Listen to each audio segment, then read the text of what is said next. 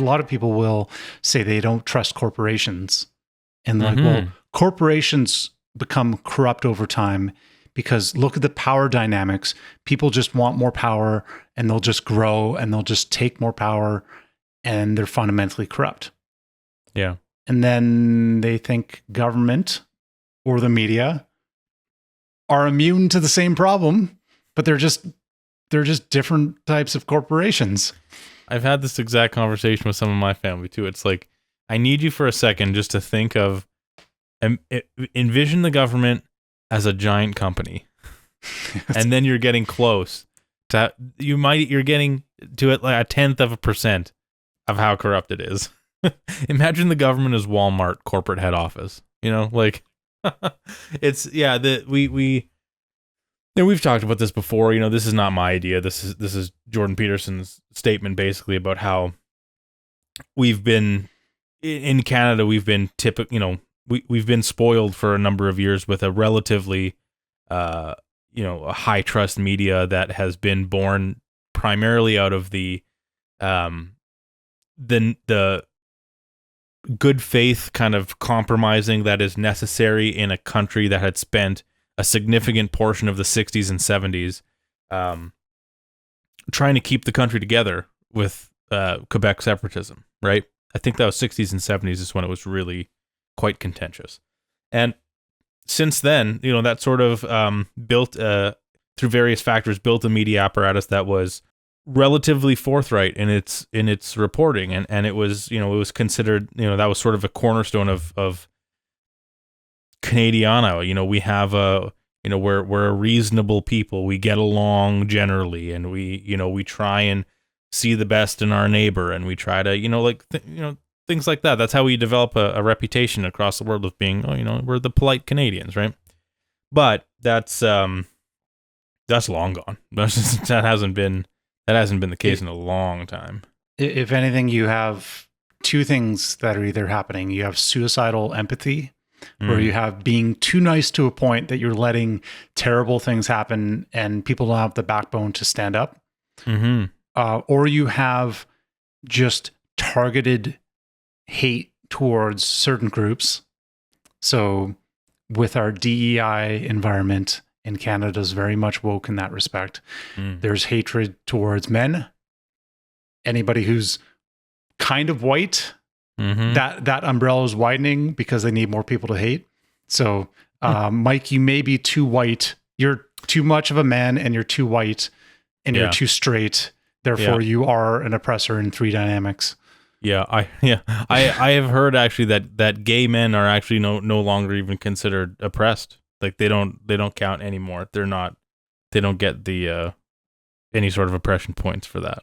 Yeah. So you get moved around to these dynamics, but so in our tolerant, compassionate Canadian society, there's a lot of hate and there's a lot of demonization of groups based on these identity markers. So this is a far, I don't know, it's hard to know the level of hate and disdain that people have, but I feel like your national identity gets watered down when you have leaders that say, well, there's no Canadian culture or there's nothing special about Canada. And when you're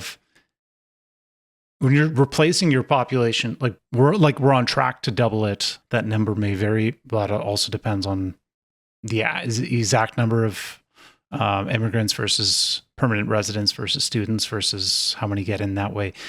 And if there's no push to assimilate, if there's no push to adopt the values that were here before, or if we hate what Canada was founded on, then what is our national identity other than just pockets of other countries and other cultures that get implanted into here?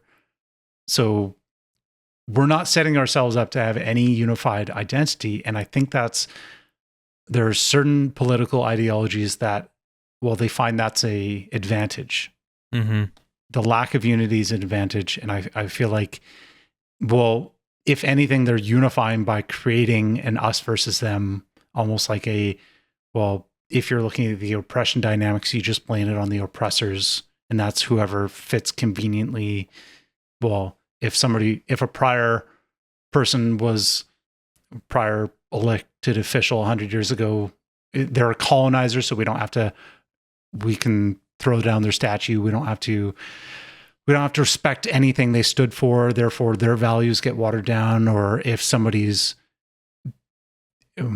they're part of this, if they're a straight male, then they're an oppressor. And you can direct hate. You can still have a unity for people who benefit. You can still have a unity on these other dynamics. And I think we're seeing this from the left, and we're seeing these in these elections. You're seeing the label of racist, trolls, anti-vaxxers. These are just new ways to hate, and they unify people over hate rather than an actual understanding of issues. Yes. And and this is, perhaps a podcast for another time, but it's very religious in nature, I find. It's very, this is what religions have typically done to separate, to this is the second time I'm going to use the word delineate in the last few minutes. Great word, right? To delineate between, the in-group and the out-group. You're either like us or you're not like us. And that's somewhat goes back to my previous point of, you get a reputation for the polite Canadian, and we're that's how we're known across the world. But actually, when you actually look at what that means, it's not actually politeness. A lot of the time, what it is passive aggression. And there's sort of an accepted way of it's pathologized in a way where it's basically it's demanded of you to be tolerant and inclusive, or else you're not going to be tolerated or included. So it's sort of it's not real inclusion. It's a sort of like how, I don't know, sort of a cult mentality, sort of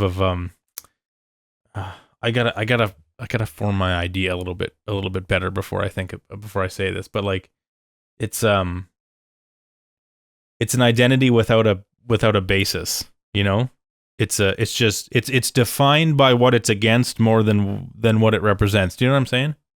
It's almost a performative inclusion. Mm-hmm. It's you're saying you're including, you're inclusive within a certain defined framework.